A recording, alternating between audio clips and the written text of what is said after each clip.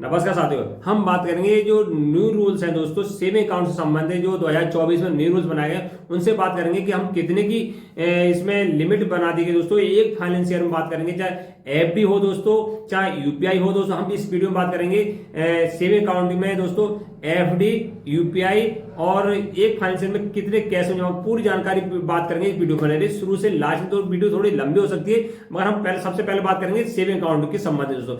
Saving account में हम कितने कैश में पैसे जमा कर सकते हैं एक फाइनेंस ईयर दोस्तों।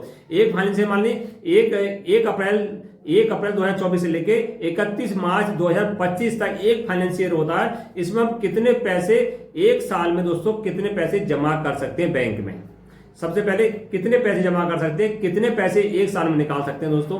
और दूसरी बात करेंगे एक दिन में हम कितने पैसे जमा करें, और जो हमारे जिससे कि इनकम टैक्स का नोटिस नहीं आया नगर कैश में दोस्तों, और कितने पैसे हम एक साल में निकालें जिससे इनकम टैक्स का नोटिस नहीं आए। कितने, दूसरी बात करें कितने रुपए की हम एफडी कराएं जिससे हमारा टीडीएस नहीं काटा जाए। कितने रुपए के एक साल में एफडी करा सकते हैं कैश में जिससे कि हमारे पास इनकम टैक्स का नोटिस नहीं आया। तीसरा पॉइंट ये रहेगा हमारा, कितनी की हम यूपीआई रिसीव कर सकते हैं, कितनी की यूपीआई हम किसी से प्राप्त किसी को यूपीआई कर सकते हैं दोस्तों। वीडियो को 3 भागों में बांटा गया दोस्तों। पूरी वीडियो देखिए, कैश डिपॉजिट लिमिट, एफडी की लिमिट दोस्तों और यूपीआई की लिमिट दोस्तों। चौथा पॉइंट ये रहेगा इसमें कि हम एक व्यक्ति कितने अकाउंट ओपन करा सकता है।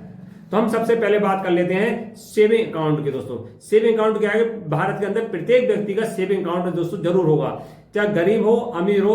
सरकार के द्वारा, प्रधानमंत्री जी के द्वारा प्रत्येक व्यक्ति का सेविंग अकाउंट ओपन करा दिया गया दोस्तों। अब उसमें क्या था कि 2024 से पहले कोई रूल्स नहीं थे, चाहे साल में आप कैश में 20 लाख रुपए निकाल लीजिए या 10 लाख रुपए निकाल लीजिए, कोई भी आपके पास इनका पैसा नोटिस नहीं आता था। अब क्या है कि जो 2024 में रूल्स बना दिए, अगर सेविंग अकाउंट है दोस्तों, करंट अकाउंट की बात नहीं करेंगे दोस्तों, केवल सेविंग अकाउंट में। सेविंग अकाउंट में एक फाइनेंस ईयर में दोस्तों, पहले दोबारा फिर बता रहे, एक फाइनेंस ईयर होता है 1 अप्रैल से लेके 31 मार्च जो लौट का आता दोस्तों, यानी 24 से लेके 25-31 मार्च तक दोस्तों एक फाइनेंस ईयर। ध्यान रखना दोस्तों, अगर इस साल में आपको 10 लाख रुपए से अधिक आपने जमा कर दिया बैंक में, आपने सोचा कि हर महीने मैंने 1-1 लाख रुपए जमा करा, 12 लाख जमा कर दिया दोस्तों। इस कंडीशन में क्या हो, कैश में अगर आपने 10 लाख से ज्यादा जमा कर दिया तो इनकम टैक्स का नोटिस आएगा, उसमें 30% तक पेनल्टी आपके पास पड़ सकती है। वो पूछेंगे कि आपके पास जो 12 लाख रुपए आया है दोस्तों, वो पैसा आया कहां से है।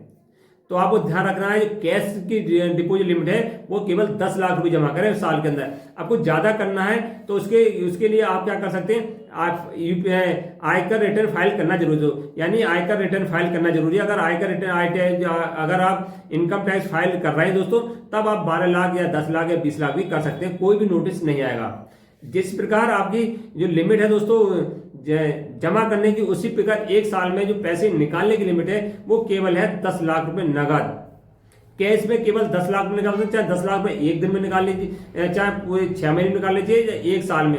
टोटल मिलाकर पूरी साल में आपको केवल 10 लाख रुपए निकालेंगे नगद में। अगर आयकर ज्यादा निकालने हैं तो आयकर रिटर्न फाइल करिए, या तो कैश के माध्यम से, चेक के माध्यम से निकालिए, या किसी को ऑनलाइन ट्रांजेक्शन करिए, चाहे आपको जैसे करना है ऑनलाइन करिए। मगर कैश में आपने 10 लाख से ज्यादा निकाल लिए पूरे एक फाइनेंस ईयर में, तभी नोटिस आना है आयकर विभाग का। उसमें 300% तक पेनल्टी पड़ सकती है आपके पास, 300% भी पड़ेगी, 30% भी पड़ सकती है। किन 300% कंडीशन पड़ेगी, अगर आपने जवाब सही से नहीं दे पाए आयकर विभाग को। जो वो अधिकारी होते हैं बहुत टेढ़े मेढ़े सवाल पूछेंगे, ये पैसा आया कहां से, आपने इतना पैसा कहां डाला, पूरी जानकारी एक पॉइंट के लिए बात करेंगे दोस्तों। तो ध्यान रखें, जमा करने की लिमिट एक साल में 10 लाख रुपए, निकालने की लिमिट 10 लाख रुपए। अब बात कर लेते हैं, जैसे जमा करने उसी 1 डे में, एक दिन में कितने के हम रुपए कैश में जमा कर सकते दोस्तों। चाहे आपके 4 अकाउंट है या 5 अकाउंट है, ध्यान रखिए। तो आपने मान लो जो लिमिट है 2 लाख रुपए की, आपके पास 4 अकाउंट है दोस्तों, तो आपने पहले एसबीआई अकाउंट में 1 लाख जमा कर दिए, पोस्ट ऑफिस में 50,000 जमा कर दिए। फिर आपके पास मान लो जो तीसरा अकाउंट है जो आपका पीएनबी में दोस्तों, उसमें भी 50,000 जमा करेंगे, 1 लाख जमा नहीं करेंगे।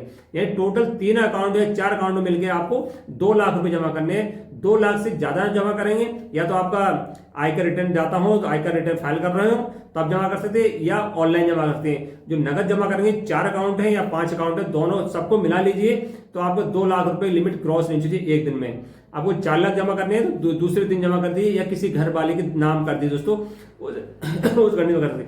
जैसे जमा करने की लिमिट है, उसी प्रकार पैसे को निकालने की दोस्तों, एक दिन में केवल आप 2 लाख रुपए कैश में निकाल सकते हैं। जो न्यू रूल्स हैं उसमें केवल 2 लाख रुपए निकालेंगे दोस्तों।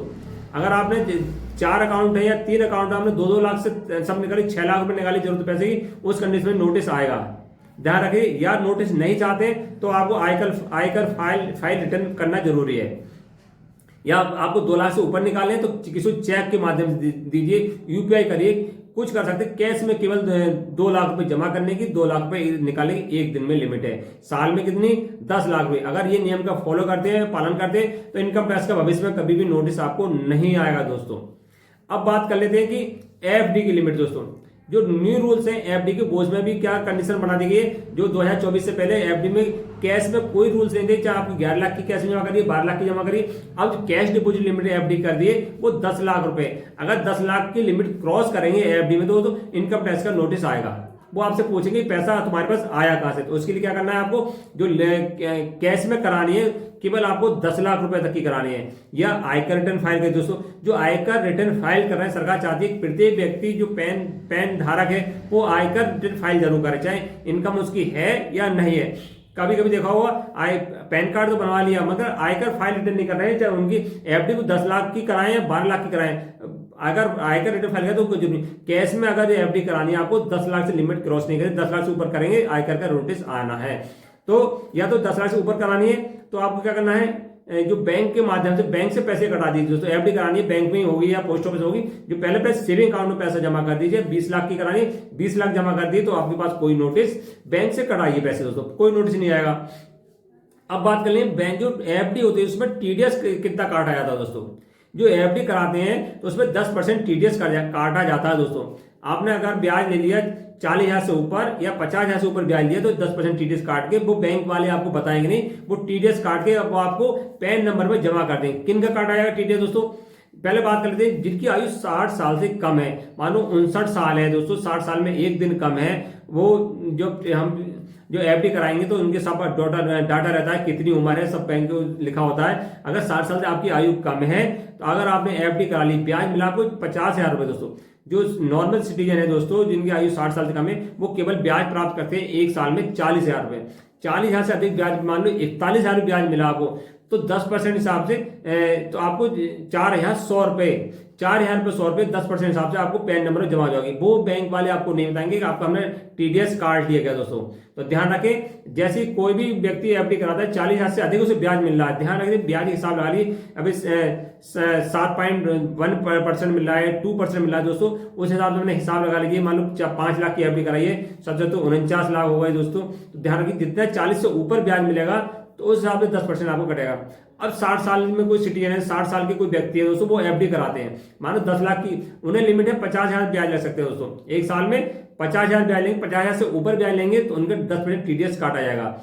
अब मान लो 50 कोई सीरियस सिटीजन है 10 लाख की एफडी करा दो, मान लो 7% ब्याज है, 70,000 ब्याज मिला 1 साल में, कितना 70,000 ब्याज मिला, तो टीडीएस जो काटा जाएगा दोस्तों 50,000 के ऊपर 20,000 तो क्रॉस करिए लिमिट, 20,000 पे टीडीएस नहीं काटा जाएगा, वो काटा जाएगा पूरे 70,000 रुपए, यानी 10% से 7,000 रुपए टीडीएस आपको काट लिया जाएगा।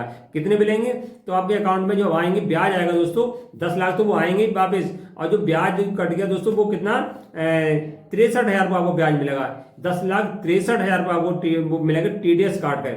आप चाहते हैं कि हमारा टीडीएस नहीं काटा जाए, नॉर्मल सिटीजन या सीनियर सिटीजन, उसके लिए क्या करना पड़ेगा, आपको बैंक में 15G और 15H फार्म जमा करना पड़ेगा दोस्तों। जिनकी आयु 60 से कम है 15G और जिनकी आयु 60 साल से ऊपर 15H फार्म। ये फार्म होता क्या है, ये डिक्लेरेशन होता है कि हम डिक्लेयर करते हैं कि हमारे पास कोई भी आय का और स्रोत नहीं है, केवल एफडी।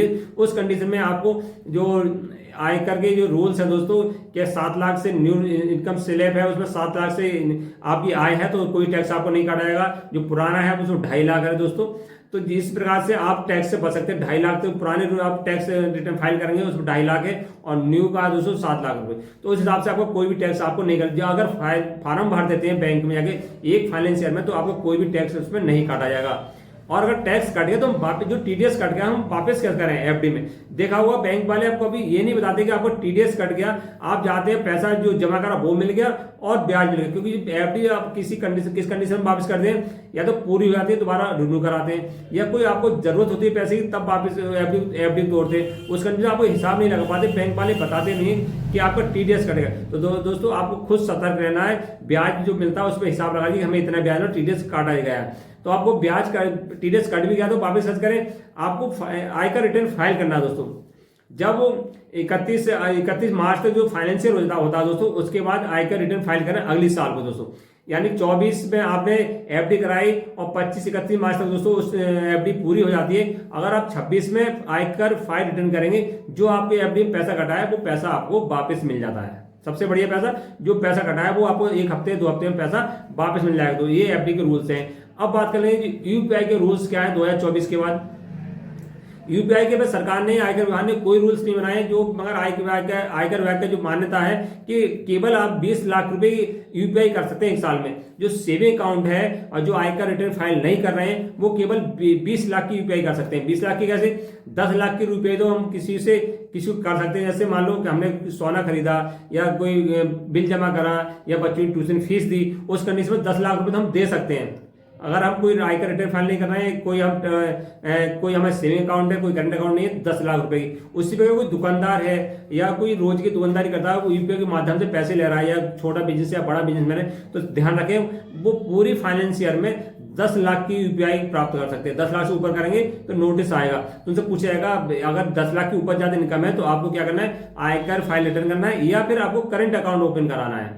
तो ध्यान रखें यूपीआई की लिमिट 20 लाख रुपए, और जो एफडी पे कैश डिपॉजिट लिमिट 10 लाख रुपए, और सेविंग अकाउंट में लिमिट है वो भी 10 लाख रुपए की एक फाइनेंस ईयर में। दोस्तों वीडियो अच्छी लगी हो लाइक एंड शेयर कर देना। नमस्कार साथियों।